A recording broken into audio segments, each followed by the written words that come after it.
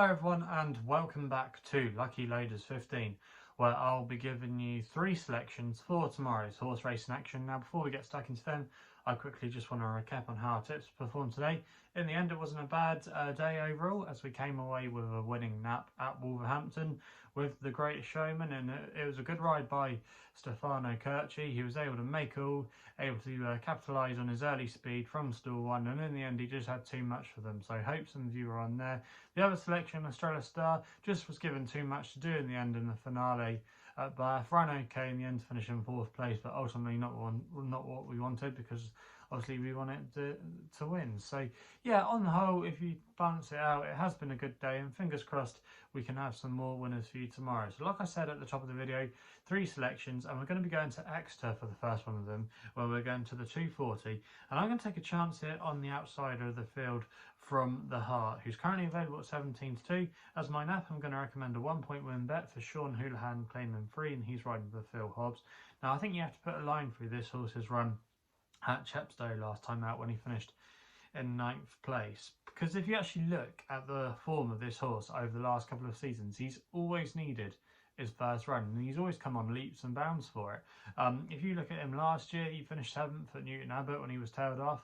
After that, he went on a little bit of a roll, and he won his next 2 races when he won at the likes of Chepstow and Taunton, and then he ran in a decent race here at Exeter back in November, and that ended up being quite a good piece of form, because some of the horses that beat him that day, and he wasn't disgraced at all, actually went on to be rated in the high 130s to low 140s. So it was a good race for the grade, and I just think he'll be spot on tomorrow. Even the time before that, if you go back to his first start of the season 2 seasons ago, he shaped with a lot of promise. I think he finished something like 9th at Seville, and then he finished 2nd at Huntington. So he's a horse that definitely needs a prep run to get going, and he was actually dropped £2 for his latest run at Chepstow to a mark of 110. He's still a lightly raced horse. He's still quite unexposed, and I think he could have a little bit more to offer in this race tomorrow. Now if you look at some of his rivals, they're coming back from long breaks. I know Tom O'Brien obviously probably would have got first choice to ride Barrow Lad,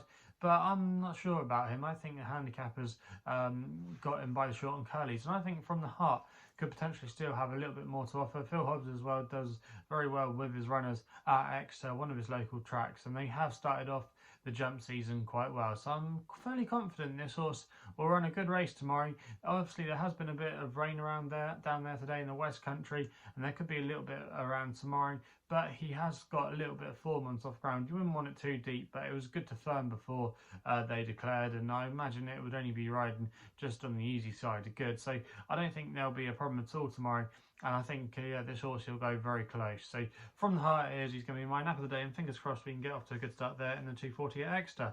We then go to the next best, which runs in the next race of the day in the 250 at Newcastle, with a horse called Desert Golf for Daniel Tudhope and William Knight. This horse at the current time of recording is available at 9-2. Now when I originally saw this horse earlier today, I thought I was going to put him up as my long shot, because he was around about 10-1, but he has been smashed in the betting. But I still think he's got a very good chance in this race tomorrow, because if you actually look at his form, it actually stacks up quite well, and he's going to be dropping back to 6 furlongs tomorrow after running in a warmer race at Newmarket in Class 2 company, Class 3 tomorrow that he's going to be running in. But yeah, he just didn't quite seem to stay that day, but it was a very warm race. He was dropped £1 for that run as well, so he's down to mark of 89, and I do think he's got a good chance in this race, because it could set up for him. He's going to have a few horses around him that like to make the running, and if they do go a good gallop, it might just set it up for a closer like Desert Golf, because he needs a strong pace to aim at, and I think he'll get that here. I think the track will play to his strengths, and I do think he's got a good chance in this race. He goes okay as well on the all-weather. He's 1 from 4. He ran okay here last year in a conditions race, in quite a decent one as well, where he didn't disgrace himself, and I just think he could have a little bit more to offer. He's been progressing well this season. Willie Knight's team are in good form, and he's drawn against the Standside Rail, which sometimes at Newcastle it can be the place to be, and I just thought he had quite a few things in his favour tomorrow. And that's why I'm going to recommend him as my next best of the day there. We then stay at Newcastle for the Longshot in the 505 with a horse called Bridgetown for Jason Hart and Julie Camacho.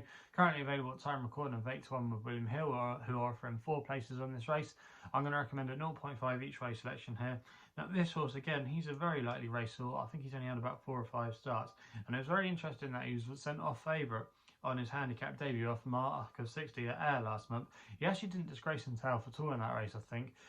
He actually had a bit of a trouble passage and running. He could just never get out, and he wasn't far beaten at all. I think dropping into this race tomorrow, he has a very strong chance, because I think that some of the horses at the top of the market, they're being turned out again very quickly. And even though you have to respect their chances, I just wonder maybe if they were a little bit flattered that day and they were just on a go-home day. Whereas Bridgetown, I do think he's an interesting contender in this race, and I think he's a very strong each way bet. And if they do go at a strong pace, which I expect they will, I think it's going to play into his hands, and I could see him coming with a late run. So yeah, I think Bridgetown tomorrow, still very unexposed, could have a bit more to offer, and he represents a little bit of each way value in that market. So that's why he's going to be my long shot of the day. So there are the 3 selections for tomorrow's racing. If you're still enjoying these videos, remember to hit the thumbs up button and subscribe here to my YouTube channel at LuckyLoaders15. Also as well, let me know in the comments box below what you'll be back in tomorrow. Also as well, if you want to follow me on social media, Twitter is the place to do so, where my handle is at LuckyLoader15. And if you want to find out a little bit more about myself, my website is www.chrisloaderracing.co.uk. So please gamble responsibly. Hopefully we can have some wins for you tomorrow, and we'll be seeing you soon.